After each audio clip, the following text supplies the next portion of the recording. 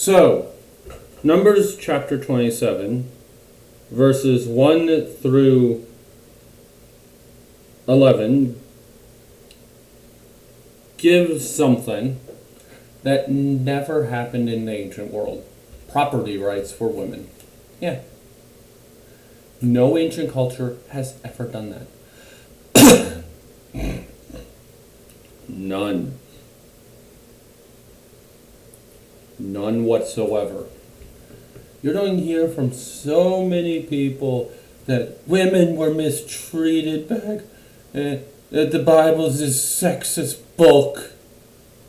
Ironically, that what they want to happen and what they think should happen leads to the more mistreated treatment of women, leads to the more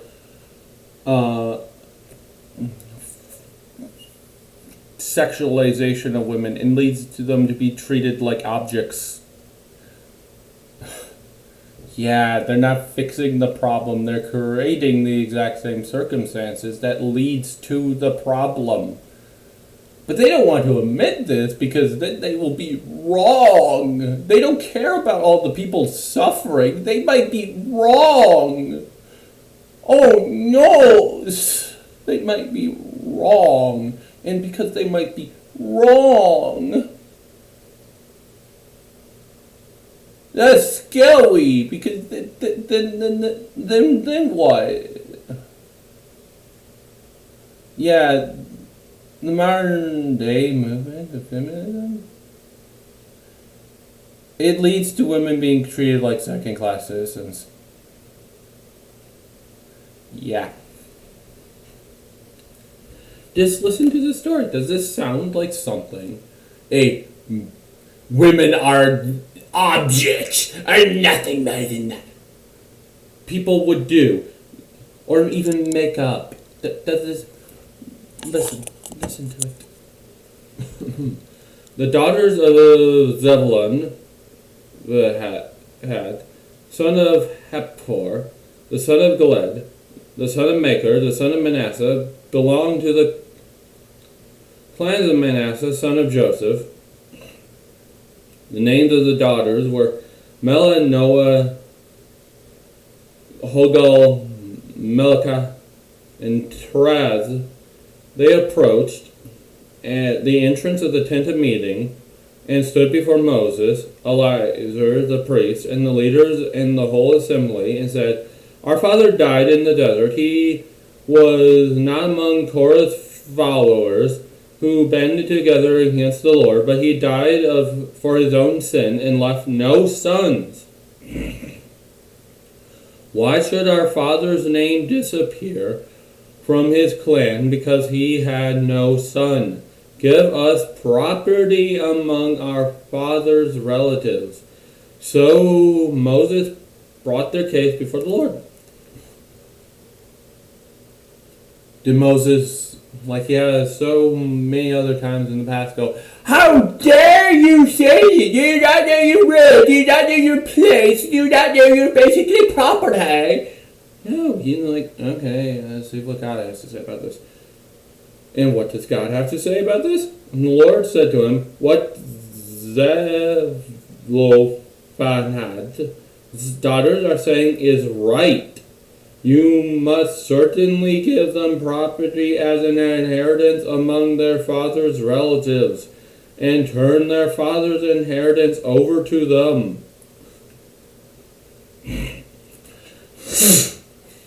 Oh, what happened to this big patriarchy that controls all the women? It makes them do things that they don't want to do. Did the Israelites follow these commands? No. But just because the Israelites didn't follow them, does that mean that this isn't what the Bible actually says? Say to the Israelites, if a man dies and leaves no son, turn to his inheritance over to his daughter.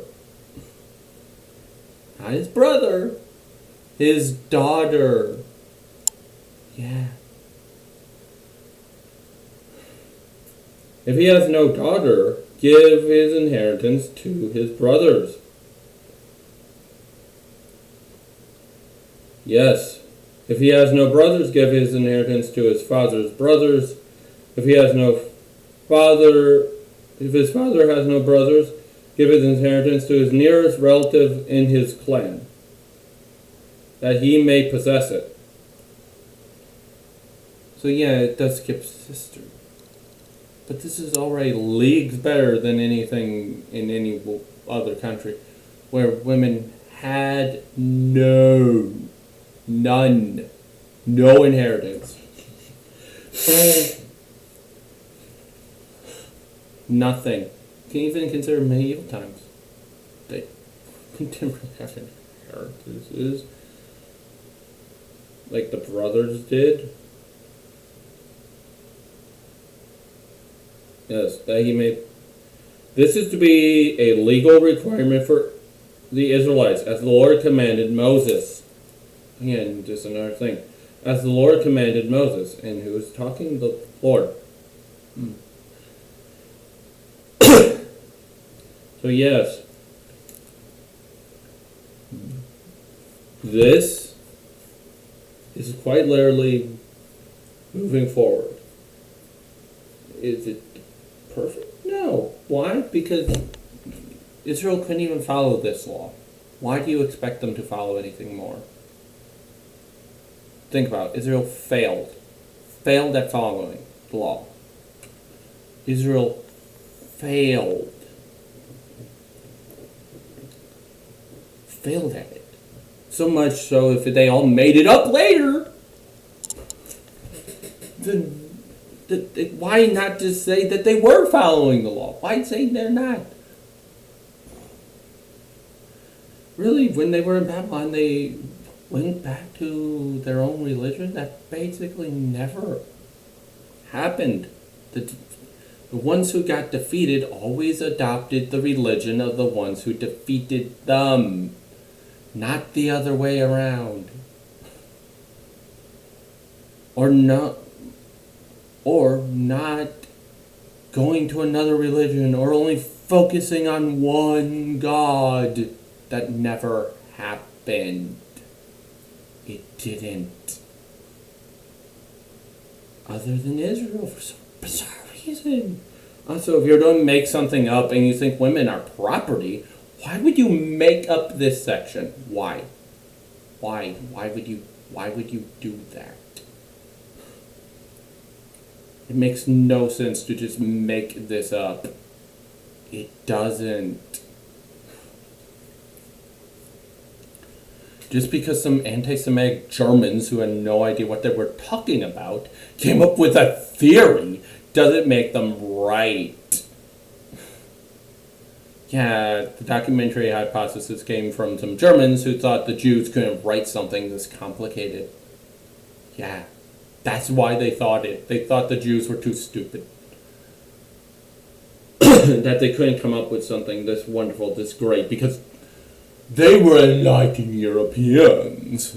Did they know anything about the Middle East? No. Did they know anything about Israel? No. Did they know anything other than Germany exists? Probably not. But, yeah, so this is just another story of, it's not made up. And yes, there is equality between men and women in the Bible. Some people, for some reason, think when the Bible says a wife should honor her husband, that means the wife should let the husband cheat, rape, and beat her senseless. No, it doesn't. It does not. Whoever tells you that is a liar, and it's probably the one wanting to do it. They want to justify it. So desperately so. Don't let them. Tell them no. That's not what it means. It's not. Yeah. Don't let them justify these awful things. Does Christianity lead to more rapes? No, it leads to less. There's multitude of studies that it leads to less bad stuff. Yeah. Anyway, so this first move forward of treating men and women as equal, it's going to be ignored by every single modern critic of the Bible because it doesn't fit their narrative. Yeah, so they claim the Bible authors picked and choose, but they pick and choose. Yeah. They claim the Bible is a bunch of nonsense thrown together randomly, but if you just, listen to their stuff, it's a bunch of nonsense thrown together randomly. Yeah. They have this idea, this narrative, and they're so scared that they may be wrong. Never mind, people are calling them wrong. People are calling them stupid. People are doing everything they're so scared of. Anyway, see you next time.